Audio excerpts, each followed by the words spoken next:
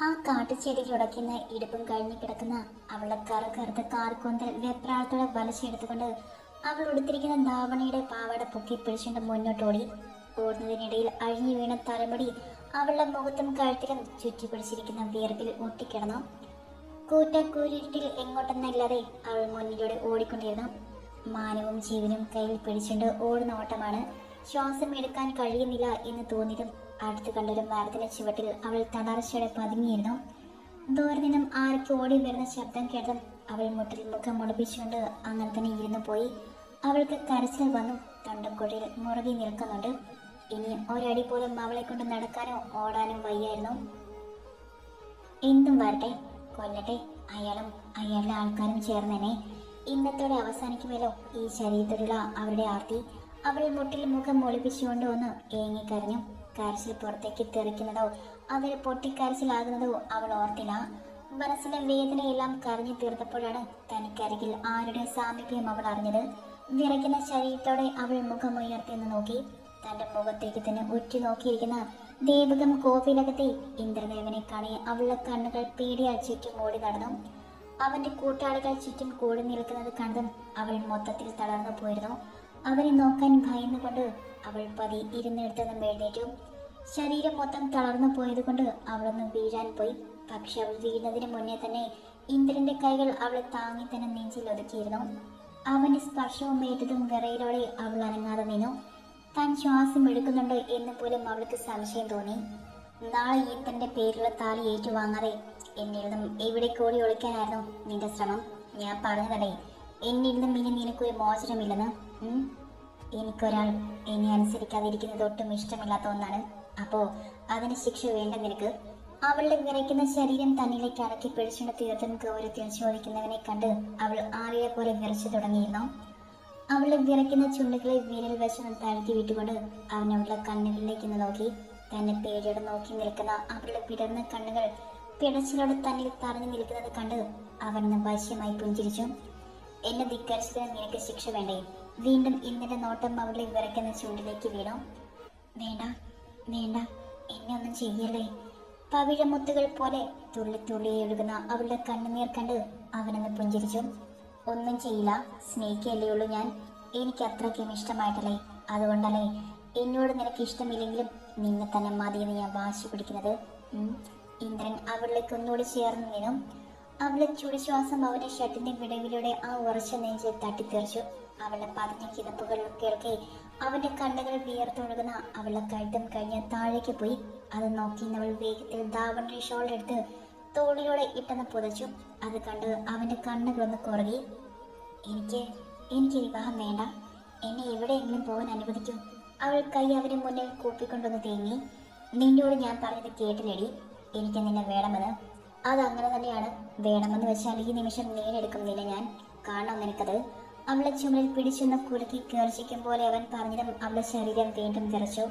ആ വെളുത്ത കഴുത്തിലൂടെ ഒഴുകുന്ന വിയർപ്പ് തുള്ളികൾ വീണ്ടും ഇന്ദ്രന്റെ കണ്ണുകൾ പതിഞ്ഞു. ജീവ! ഇന്ദ്രൻ ദേഷ്യത്തിൽ കണ്ണുകൾ അടച്ചുകൊണ്ട് ഉറക്കം വിളിച്ചു. അവന്റെ നോട്ടം അപ്പോഴും തീക്ഷ്ണതയുടെ അവൾക്ക് നേരെ തന്നെയായിരുന്നു. അവന്റെ ആ നോട്ടം താങ്ങാൻ കഴിയാതെ ആ പാവം പിന്നെ ചുണ്ട് കടിച്ച് തന്റെ കേങ്ങലടക്കി. ഇന്ദ്രേട്ടാ! ജീവൻ അവളെ ഇന്ന് നോക്കിക്കൊണ്ട് ഇന്ദ്രന്റെ അടുത്തേക്ക് വന്നു. ഇവളെ ഇപ്പൊ തന്നെ വീട്ടിൽ കൊണ്ട് വിട്ടേക്കണം. നാളെ രാവിലെ ഇവളുടെ കഴുത്തിലിന്റെ താലി ഏറുന്നത് വരെ ഇവൾക്ക് കാവൽ നിൽക്കേണ്ടത് നീയായിരിക്കണം. അറിയാമല്ലോ, നിന്റെ അശ്രദ്ധയിൽ ഇവളെ എനിക്ക് നഷ്ടമായാൽ. ഇന്ദ്രൻ ജ്വലിക്കുന്ന കണ്ണുകളോടെ തന്റെ അരികിൽ നിൽക്കുന്ന ജീവനെ നോക്കി. ഇല്ല ഇന്ദ്രേട്ടാ, ഞാൻ നോക്കിക്കോളാം. ജീവൻ സമ്മതം പോലെ പറഞ്ഞു കേട്ടും അവൾ ശക്തമായി ഞെട്ടി. തിരികെ വീണ്ടും ആ വീട്ടിലേക്ക്. ഈ ശരീരം പച്ചയ്ക്ക് കൊത്തി തിന്നാൻ തക്കം പാർത്തിരിക്കുന്നവന്റെ മുന്നിൽ നിന്ന് മാനത്തിന് വേണ്ടി ഓടിയതാണ് അവൾ.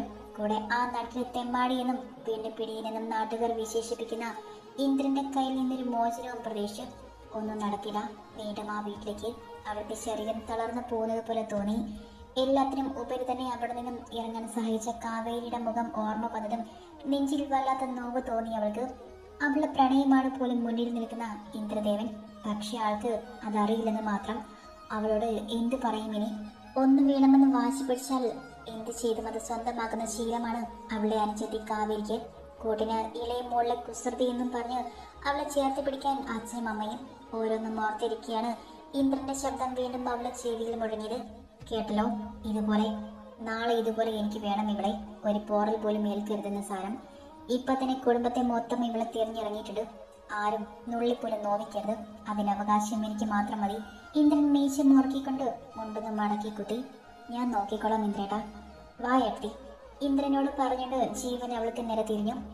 അവന്റെ ഏട്ടത്തി എന്ന പിടിയിൽ തറഞ്ഞു നിന്ന് പോയി അവൾ. ഒരു പതർച്ചയോടെ ഇന്ദ്രനെ നോക്കുമ്പോൾ തന്നിൽ തന്നെ മിഴി ഉറപ്പിച്ച് നിൽക്കുന്നുണ്ട് അവൻ. അത് കണ്ടതും തകർന്ന മനസ്സോടെ അവൾ ജീവനോടൊപ്പം നടന്നു നീങ്ങി. അത് നോക്കി ഗൗരവത്തോടെ നിന്നു അവൻ. വീട്ടിലേക്കുള്ള യാത്രയിൽ ഗൗരി ലക്ഷ്മി എന്ന ഗൗരി വല്ലാത്ത ടെൻഷനിലായിരുന്നു. ഡ്രൈവ് ചെയ്യുന്നുണ്ടെങ്കിലും ജീവനത് ശ്രദ്ധിച്ചു. ഏട്ടത്തി എന്തിനാ ഇങ്ങനെ വെറുതെ പേടിക്കുന്നേ? ആളിത്തിരി ദേഷ്യക്കാരനാണെന്നേ ഉള്ളൂ. ഉള്ളു ശുദ്ധമാണ്. ജീവൻ ഇന്ദ്രനെ കുറിച്ച് പറഞ്ഞത് കേട്ടവൾ അവനെ ദയനീയമായി എന്ന് നോക്കി. ഒന്നുമില്ല ഏട്ടത്തി, വീട്ടിൽ ആരും ഒന്നും ചെയ്യില്ല, അതിന് ഞാൻ ഉറപ്പ് തരാം. അല്ലെങ്കിൽ തന്നെ അവിടെ ഇപ്പോ ആരെ ഏട്ടത്തെ ഉപദ്രവിക്കുന്നത്? ജീവൻ ചീരിയോടെ പറഞ്ഞു കേട്ടതും അവൾക്ക് ഓർമ്മ വന്നത് രാത്രി തന്നെ ശരീരം തേടി വന്ന സ്വന്തം അമ്മാവനെയാണ്. അച്ഛനും അമ്മയും അമ്മയുടെ സഹോദരനും ഭാര്യയും എല്ലാം ഒരുമിച്ചൊരു വീട്ടിലാണ്. അമ്മാവൻ ഗിരിക്ക് മക്കളൊന്നുമില്ല.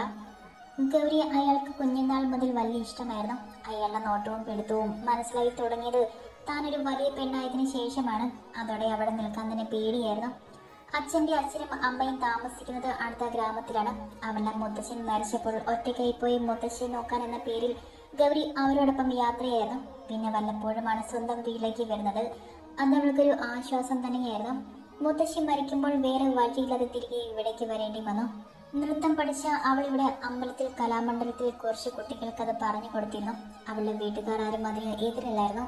ആദ്യമായി ഇന്ദ്രനെ കണ്ടത് ഓർമ്മ വന്നു അവൾക്ക്. കൃത്യം പറഞ്ഞാൽ ഒരു മാസത്തിന് മുൻപ് ക്ലാസ് കഴിഞ്ഞ് അമ്പലക്കുളത്തിൽ ഇത്തിരി നേരം ഇരിക്കുന്ന ശീലമുണ്ട് അവൾക്ക്. അങ്ങനെ ഇരിക്കുമ്പോഴാണ് അവളുടെ അമ്മാവൻ ഗിരി ഒരു വഷളം ചിരിയുമായി അവളുടെ അടുത്ത് വന്ന് അവളെ ചേർത്ത് പിടിച്ചത്. ഞെട്ടിത്തിരിഞ്ഞവൾ കാണുന്നത് തന്നെ വല്ലാത്തൊരു ഭാവത്തോടെ നോക്കുന്ന ഗിരിയാണ്. പേടിച്ചു പോയി അവൾ ചുറ്റുമൊന്ന് നോക്കി. ആരുമില്ലെന്ന് കണ്ട് അവളെ കണ്ണു നിറഞ്ഞു. കടന്നു പിടിച്ച അയാളെ കുളത്തിലേക്ക് തള്ളിയിട്ട് തിരിഞ്ഞു ഓടുമ്പോഴാണ് എതിരെ നടന്നു വരുന്ന ഇന്ദ്രനെ പോയി ഇടിക്കുന്നത്. വിറയ്ക്കുന്ന ശരീരത്തോടെ അവളൊരു ആശ്രയം കിട്ടിയതുപോലെ അവനെ മുറുകെ കെട്ടിപ്പിടിച്ചുകൊണ്ട് ഏങ്ങിക്കരഞ്ഞു. പക്ഷെ പെട്ടെന്നാണ് അവൾ ഞെട്ടി അവരെ മുഖമുയർത്തി നോക്കിയത്.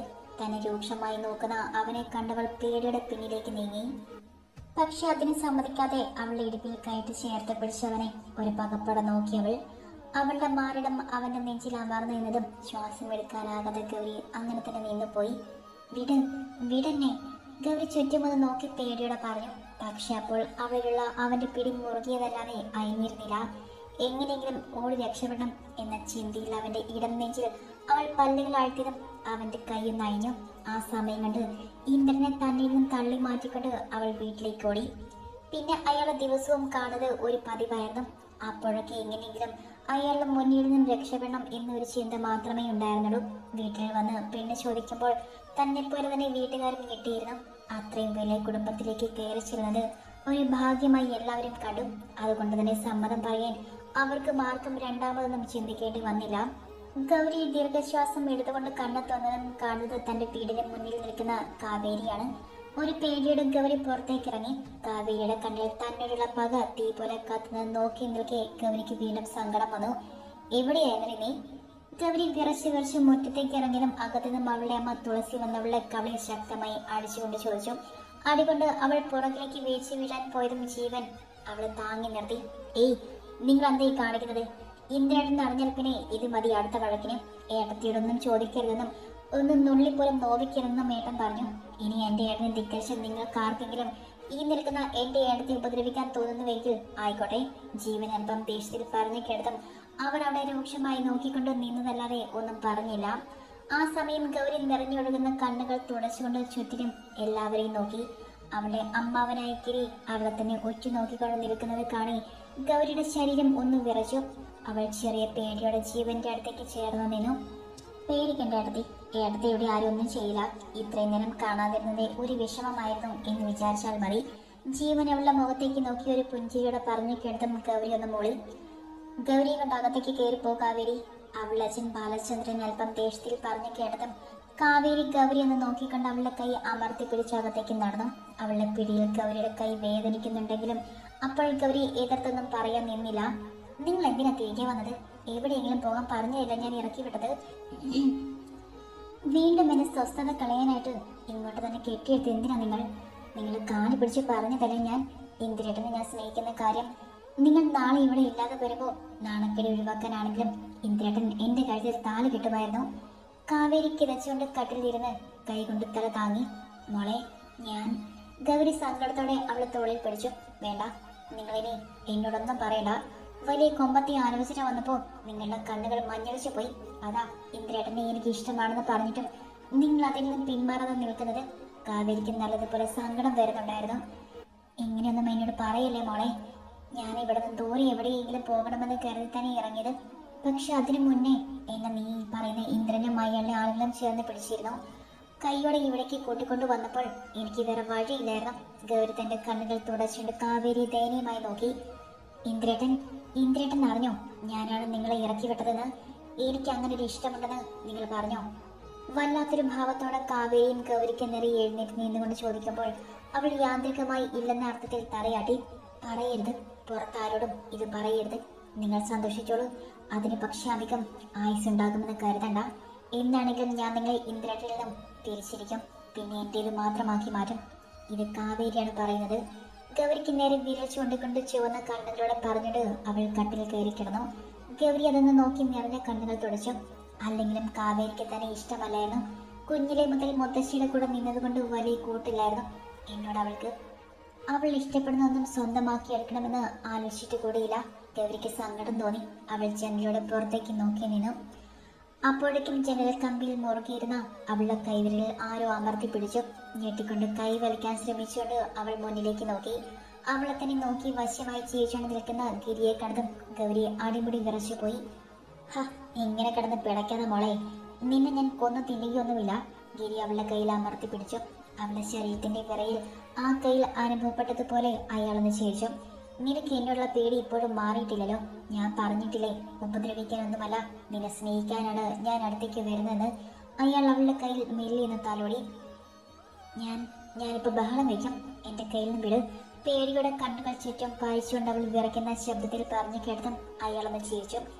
നീ എന്നെ കുറിച്ച് അങ്ങനെ ഒരു കാര്യം പറഞ്ഞാൽ ഇവിടെ ആരെങ്കിലും വിശ്വസിക്കുമെന്ന് തോന്നുന്നുണ്ടോ? അത് മാത്രമല്ല, അങ്ങനെ വിശ്വസിച്ചാൽ തന്നെ എന്നെ ഇവിടുന്ന് ആരും വിറക്കിയും വിടില്ല. ഈ വീട് എന്റെ പേരിലാണെന്ന കാര്യം മോള് മറന്നുപോയോ? ഗിരി പറഞ്ഞു കേട്ടതും മറുപടി പറയാൻ അവൾക്ക് ഉത്തരമുണ്ടായിരുന്നില്ല. ശരിയാണ് അയാൾ പറഞ്ഞത്. കടക്കണിയിലായിരുന്ന അച്ഛനെ രക്ഷിച്ചത് സഹോദരിയുടെ ഭർത്താവായ ഗിരിയാണ്. അന്നതിന് പ്രത്യുപകാരമായി ഈ വീടും പറമ്പും അയാളുടെ പേരിലായിരുന്നു എഴുതി വെച്ചത്.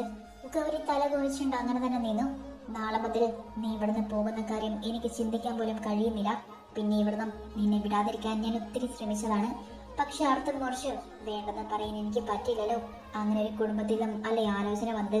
പിന്നെ നാടറിഞ്ഞ് താൻ തോന്നിയായതുകൊണ്ട് കുറച്ചു കാലമായി നിന്നെ കൂടെ പൊറപ്പിക്കുന്നത് എനിക്ക് നല്ലതുപോലെ അറിയാം. അല്ലെങ്കിൽ തന്നെ അവനെ കുറച്ചു നാൾ കഴിയുമ്പോൾ വീണ്ടും അടുത്ത് തുടങ്ങും. അടുത്ത് വീണ്ടും പുതിയത് തേടിപ്പോകും. അതാണ് സ്വഭാവം. പക്ഷെ അങ്ങനെ വന്നാലും ഒന്നുകൊണ്ടും പേടിക്കണ്ട, ഞാനുണ്ടല്ലോ ഇവിടെ നിന്നെ സ്നേഹിക്കാൻ. ഗിരി അവളെ ഉടലിലൂടെ ആർത്തിയുടെ കണ്ണുകൾ ഇഴച്ചു. അയാളുടെ നോട്ടത്തിലെ ശരീരത്തിൽ പുഴുക്കളിൽ നിന്ന് ഉരയ്ക്കുന്നത് പോലെ തോന്നി അവൾക്ക്. എല്ലാ ശക്തിയും ഉപയോഗിച്ച് തന്റെ കൈകൾ പിന്നിലേക്ക് വലിച്ചെടുത്തുകൊണ്ട് ഗൗരി ജനലുകൾ ശക്തിയിൽ അടച്ചു. പിന്നെ ഒരു കരച്ചിലോടെ അവിടേക്ക് ചടഞ്ഞിരുന്നു. തന്റെ ഏങ്ങലുകൾ കാണും കാവേരിയുടെ ഉറക്കം നഷ്ടപ്പെടാതിരിക്കാൻ അവൾ നല്ലോണം ശ്രദ്ധിച്ചു. ഇവിടെ ഈ കഴുകന്റെ അടുത്തു നിന്നും നാളെ പോകുമല്ലോ എന്നോർത്തൊരു സമാധാനമുണ്ടെങ്കിലും അവിടെ എന്തായിരിക്കും നടക്കുന്നതെന്ന് ഓർത്ത് അവൾക്ക് ഉറങ്ങാൻ പറ്റിയില്ല. ഒട്ടും സഹിക്കാൻ പറ്റാതെ വരുമ്പോൾ ഒരു മുഴം കയറിയ ജീവിതം അവസാനിപ്പിക്കാം. ഗൗരി ഒഴുകിയിറങ്ങി കണ്ണുനീർ തുടച്ചുകൊണ്ട് മനസ്സിൽ പറഞ്ഞു. രാവിലെ അവളെ തുളസി വന്നാണ് വിളിച്ചുണർത്തിയത്. അപ്പോഴും ഗൗരി തറയിലിരുന്ന് ഉറങ്ങുകയായിരുന്നു. അവൾ പതിയെ താഴ്ന്നും എഴുന്നേറ്റ് കട്ടിലേക്ക് നോക്കി. കാവേരി കാണാതെ ഗൗരി സംശയത്തോടെ അവളുടെ അമ്മയെ നോക്കി. കാവേരി നേരത്തെ എഴുന്നേറ്റ് പോയി കുളിച്ചു വന്നു. ഇന്ന് നിന്റെ കല്യാണമാണെന്ന് ബോധമില്ലാതെ ഉറങ്ങിയത് നീയാണ്. അതെങ്ങനെയാ? കുടുംബത്തിലുള്ളവർക്ക് നല്ല കാലം വന്നാൽ അത് മുടക്കാൻ വേണ്ടി ഓരോന്നും തുണിഞ്ഞിറങ്ങിയിരിക്കല്ലേ? തുളസി അവളുടെ ദേഷ്യത്തിൽ നോക്കി. അമ്മേ, എനിക്ക് വിവാഹം വേണ്ടമ്മേ. നിങ്ങൾക്ക് ആർക്കും ശല്യമാകാതെ ഞാൻ എവിടെയെങ്കിലും പോയിക്കോളാം. അവസാന ശ്രമം എന്നതുപോലെ ഗൗരി അവരുടെ കയ്യിൽ പിടിച്ചു. നല്ലൊരു ദിവസമായിട്ട് എന്റെ കയ്യിൽ നിന്നും വാങ്ങിക്കാൻ നിൽക്കില്ല ഗൗരി, നീ മര്യാദയ്ക്ക് പോയി കുളിച്ചിട്ട് വരാൻ നോക്ക്. അവർ ദേഷ്യത്തിൽ പറഞ്ഞിട്ട് അവളെ ബാത്റൂമിലേക്ക് പിടിച്ച് തള്ളി. എങ്ങനെയൊക്കെ കുളിച്ചിറങ്ങിയ ഗൗരിക്ക് കഴിക്കാൻ തുളസിയും അവളുടെ അമ്മാവന്റെ ഭാര്യ രമയും ഭക്ഷണം കൊണ്ടുവന്നിരുന്നു. ഇന്നലെ രാത്രി മുതൽ ഒന്നും കഴിക്കാതെ പട്ടിണി കിടക്കുവല്ലേ? ചടങ്ങുകളെല്ലാം കഴിയുന്നത് വരെയെങ്കിലും ക്ഷീണമൊന്നും ഉണ്ടാകാതിരിക്കാൻ നീ ഇതെങ്കിലും ഒന്ന് കഴിക്കൂ. തുളസി പറഞ്ഞിട്ട് ആഹാരം അവളുടെ നേർക്ക് നീട്ടി. എനിക്ക് വാരി തരുവോ അമ്മേ? തുളസി നിറ കണ്ണുകളോടെ നോക്കിക്കൊണ്ട് ഗൗരി ചോദിച്ചു. എനിക്ക് പുറത്ത് 100 വട്ടം പണിയുള്ളതാണ്. അതിൻ്റെ ഇടയിൽ എനിക്ക് ഇതിനെ കൂടെ സമയമില്ല. നീ വേഗം കഴിച്ച് എഴുന്നേക്കാൻ നോക്ക്. ഇന്ദ്രന്മ പറഞ്ഞയച്ചിട്ട് നിന്നെ ഒരുക്കാൻ ഇവിടെ ആള് വരും. തുളസി അവിടെ നിന്ന് കടുപ്പിച്ച് നോക്കിക്കൊണ്ട് പാത്രം മേശയിൽ വെച്ച് പുറത്തേക്ക് ഇറങ്ങി. അത് നോക്കി സങ്കടത്തോടെ നിന്ന് ഗൗരിയുടെ നിറക്ക് രമ സ്നേഹത്തോടെ ഒരു ഭക്ഷണം നീട്ടി. കഴിക്കുമോളെ, അതോ നിന്റെ അമ്മ തന്നാൽ മാത്രമേ കഴിക്കുന്നുണ്ടോ? രമ അവളെ സ്നേഹത്തോടെ നോക്കിക്കൊണ്ട് അല്പം പരിഭവത്തോടെ പറഞ്ഞു കേട്ടെന്ന് ഗൗരി പതിയെ അവർക്ക് മുന്നിൽ വാ തുറന്നു കൊടുത്തു. അമ്മയിൽ നിന്നും ആഗ്രഹിച്ച സ്നേഹമെല്ലാം കിട്ടിയത് അമ്മായിയായ രമയുടെ കയ്യിൽ നിന്നാണ്. തന്നോട് കുഞ്ഞിനെയുള്ള സ്നേഹം തന്നെ ഇപ്പോഴും അമ്മായി കണ്ടെന്ന് തോന്നി ഗൗരിക്ക്. ഭക്ഷണം കഴിച്ചു കഴിഞ്ഞതും ഇന്ദ്രൻ പറഞ്ഞു വിട്ടതനുസരിച്ച് ഗൗരി ഒരുക്കാൻ ഇൻവിറ്റേഷൻ വന്നിരുന്നു. യാന്ത്രികമായിട്ട് എല്ലാത്തിനും നിന്ന് കൊടുക്കുമ്പോഴും കാവേരിയുടെ രൂക്ഷമായ നോട്ടം ഗൗരിയുടെ നെഞ്ചിനെ കുത്തിക്കാനുള്ള കഴിവുണ്ടായിരുന്നു. ഒരുങ്ങിയിറങ്ങിയ ഗൗരി ആരുടെയും മുഖത്ത് നോക്കാതെ തല കുനിച്ചു തന്നെ നിന്നു. ചുവന്ന പട്ടിൽ ഇന്ദ്രൻ കൊണ്ടുകൊടുത്ത സ്വർണ്ണാഭരണങ്ങളിൽ ഒരു ദേവി വിഗ്രഹം പോലെ തിളങ്ങി നിൽക്കുന്ന ഗൗരി എല്ലാവരും അതിശയത്തോടെ നോക്കി നിന്നു. അപ്പോഴും കാവേരിയുടെ കണ്ണുകളിൽ അവളുടെ പകയായിരുന്നു. ഗിരിക്ക് അവളും കണ്ണ് പറിച്ചു മാറ്റാൻ കഴിയാതെ നിന്നു. അവൾ കൈവിട്ടു പോകുന്നു എന്നോർത്ത് അയാൾക്ക് വല്ലാത്ത അരിശം തോന്നി. അച്ഛൻ്റെ അമ്മയുടെയും മറ്റു ബന്ധുക്കളെയും കാലുകളിൽ തൊട്ട് തൊഴുത് അവരോടൊപ്പം ഗൗരി അമ്പലത്തിലേക്ക് യാത്രയായി. ദേവകം കോവിലകത്തെ കുടുംബക്ഷേത്രത്തിൽ വെച്ച് തന്നെയായിരുന്നു വിവാഹം. അതുകൊണ്ട് നേരെ അങ്ങോട്ടേക്കാണ് പോകുന്നത്. കാർ അമ്പലത്തിലെത്തിയതും ഗൗരിയുടെ ഉള്ളിലൂടെ ഒരു കൊള്ളിയൻ മിനി. അവൾ കണ്ണുകൾ ഇറക്കി അടച്ചുകൊണ്ട് തല താഴ്ത്തിയിരുന്നു. അവളുടെ ശരീരം വിറയ്ക്കുന്നത് അറിഞ്ഞതുപോലെ രമ അവളെ ചേർത്ത് പിടിച്ചു.